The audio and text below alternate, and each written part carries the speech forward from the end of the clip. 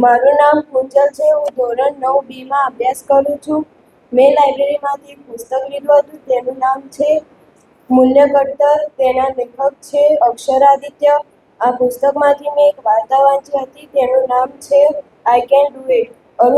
અરુણિમા સિન્હા અર્વાચીન ભારતનું ગૌરવ છે. એને અનેક યુવાનો, ખાસ કરીને યુવતીઓ માટે એક દ્રષ્ટાંત છે. 26 વર્ષની આ કન્યા ટ્રેનમાં ગુંડાઓ સાથેની ઝપાઝપીમાં લગભગ યમરાજના દ્વાર સુધી જઈને આવી. જીવવાની આશા ન હતી, કારણ કે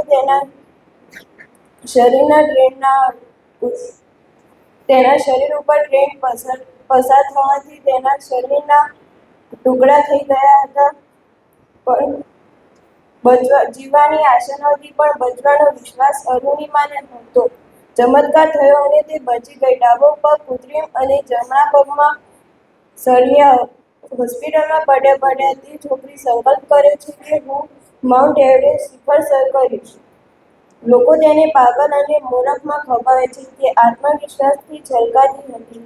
2 વર્ષ સુધી તેને સખત તાલીમ કરી અને મોતના સાથે ઝૂઝવતા તેણે પોતાનું સ્વપ્ન સાકાર કર્યું.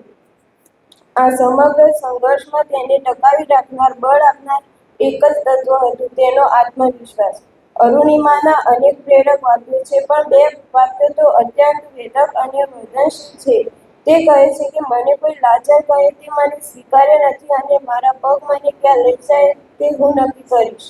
માનવી જીવનમાં સંકલ્પ કરે અને તે માટે સાચી દિશામાં પ્રયત્નો કરે તો તે સંકલ્પ ફળે ને ફળે.